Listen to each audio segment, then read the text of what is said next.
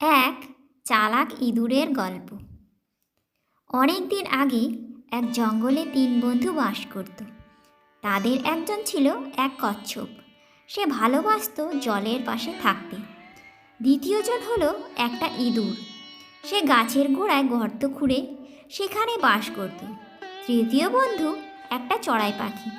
সে থাকতো ওই জলের ধারে এক মস্ত বড় গাছের ডালে। একদিন গল্প করতে করতে তারা দেখল একটা হরিণ আসছে ওই পথে। তাকে দেখে মনে হচ্ছে সে ভীষণ ভয় পেয়েছে। তার চোখে মুখে ভয়ের ছাপ ফুটে উঠেছে। তাকে এমন অবস্থায় দেখে তিন বন্ধু ভয়ে কুঁকড়ে গেল। তারা বুঝতে পারল হরিণটা মনে হয় কোনো শত্রুকে দেখেছে। গুটি গুটি পায়ে কচ্ছপ ফিরে গেল তার জলের বাসায়। ইঁদুর লুকিয়ে পড়ল গর্তের মধ্যে। ফুরুত করে উড়ে চড়াই বসলো গাছের ডালে। কিছুক্ষণ কেটে গেল। একটু বাদে চড়াই দেখল সামনে পাশে কেউ নেই। বন্ধুদের ডাকলো সে কিচিরমিচির করে। বলল, চলে এসো বন্ধুরা, আমরা মিছিমিছি ভয় পেয়েছিলাম। তিন বন্ধু আবার তাদের লুকোনো আস্তানা থেকে বেরিয়ে বাইরে এসে বসলো। গল্প করতে শুরু করলো তারা। একটু বাদে চড়াই জানতে চাইল হরিণের কাছে, আশেপাশে তো কোনো শিকারী বা ভয়ঙ্কর জন্তু চোখে পড়ল না, তুমি এমন হন্তদন্ত হয়ে ছুটে এলে কেন? কলিঙ্গ রাজা তার শিকারীদের নিয়ে শিকার করতে বেরিয়েছেন। তারা আমাকে দেখা মাত্র তাড়া করে। কোনো রকমে আমি নিজেকে বাঁচাতে পেরেছি। তোমরা আমাকে আস্তানা দিয়েছ, তাই তোমাদের ধন্যবাদ। না হলে হয়তো এতক্ষণে আমি মরেই যেতাম। চড়াই বলল, ভয় পেও না, তুমি এখন আমাদের বন্ধু। সত্যিকারের বন্ধু সব সময় সাহায্য করে বিপদের মুখে। আমরা সব সময় তোমার পাশাপাশি থাকব। খুলে বলো তো তোমার সমস্যার কথাটা, দেখি আমরা এই সমস্যার কোনো সমাধান করতে পারি কি না।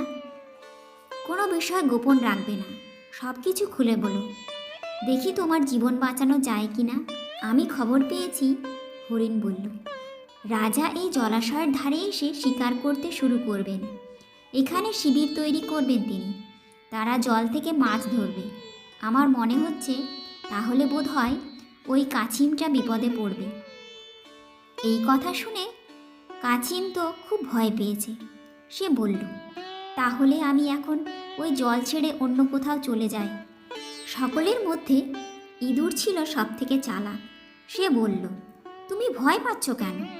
এতদিন ধরে তুমি যেখানে বসবাস করেছ সেখানে মিথ্যে ভয়ে ছেড়ে দেওয়া উচিত কি? আমার মনে হয় তুমি অন্য কোথাও গেলে বড় সমস্যায় পড়বে। ধৈর্য ধরে ওখানেই থাকো, আমরা তো পাশাপাশি আছি। ইঁদুরের কথা শুনে কচ্ছপ মোটেই আশ্বস্ত হলো না। ভয়ে থরথর করে কাঁপছিল সে। মনে হলো ইঁদুর তাকে এই বিপদ থেকে বাঁচাতে পারবে না। সে গুটি গুটি পায়ে অনেক দূরের একটা পুকুরে চলে গেল। সেখানে গিয়ে সে দেখল বড় ছোট এই পুকুরটা, আর একটু বাদেই এক শিকারীর নজর পড়ল তার উপর। সে কচ্ছপকে তার থলেতে পুরে নিল।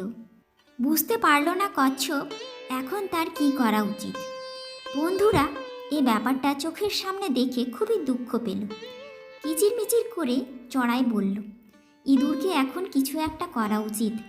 আমাদের বন্ধু এত বড় বিপদে পড়েছে। তুমি তো আমাদের মধ্যে সব থেকে চালাক, দেখো তো কিভাবে বন্ধুর প্রাণ বাঁচানো যায়। ইঁদুর বলল, আমি একটু ভেবে এখনই আমার সিদ্ধান্তের কথা জানাবো। ইঁদুরটা চিন্তা করতে শুরু করলো। এক মুহূর্ত বাদে সে বলল, হরিণ ভায়া, তুমি এক্ষুনি মাটিতে শুয়ে থাকো, যেখানে ওই শিকারী আসছে সেই পথে। চড়াই, তুমি ওই হরিণের গায়ের উপর বসে পড়ো।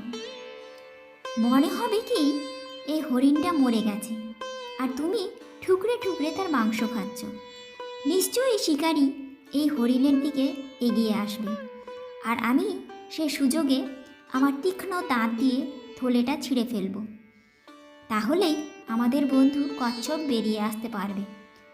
চোখের সামনে এত বড় একটা মৃত হরিণ দেখলে ওই শিকারী কি দাঁড়িয়ে থাকতে পারবে? সে এসে হরিণটাকে নেবার চেষ্টা করবে, আর তক্ষুনি হরিণ ভায়া তাড়াতাড়ি ছুটে পালিয়ে যেও। ইঁদুরের পরামর্শ মতো হরিণ মরার ভান করে শুয়ে থাকলো। ওই পথে শিকারি এলো। শিকারি হরিণকে দেখে তো খুবই খুশি, মনে মনে বলল, আজ কার মুখ দেখে উঠেছি, ভাবতেই পারিনি দুপুরে জমজমাট খাওয়া হবে। আমার বউ ওই কচ্ছপের সুস্বাদু মাংস রান্না করবে, হরিণের মাংসটা রাজার কাছে বিক্রি করে দেব, প্রচুর অর্থ আয় করব। শিকারি আরও কাছে এগিয়ে এলো। সে তার থলিটা রাখলো মাটিতে। ভালোভাবে পরীক্ষা করতে হবে হরিণটাকে। এই সুযোগে চালাক ইঁদুর ব্যাগটা কেটে দিল। কচ্ছপ বেরিয়ে এলো ব্যাগ থেকে। দূরে চলে গেল সে। ইঁদুর নিজেকে লুকিয়ে রাখলো একটা গর্তের মধ্যে।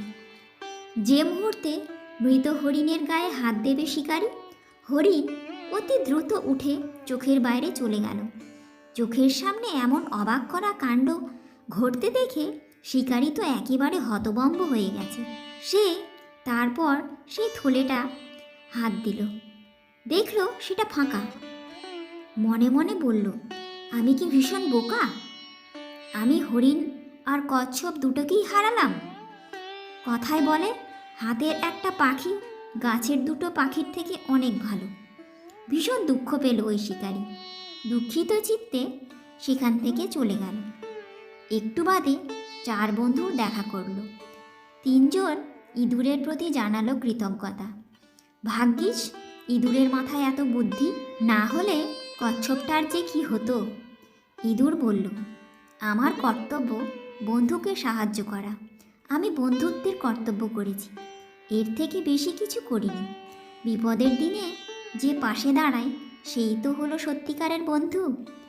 তারপর থেকে 4 জন সুখে শান্তিতে জীবনের বাকি দিনগুলো কাটিয়ে দিয়েছিল জঙ্গলের মধ্যে।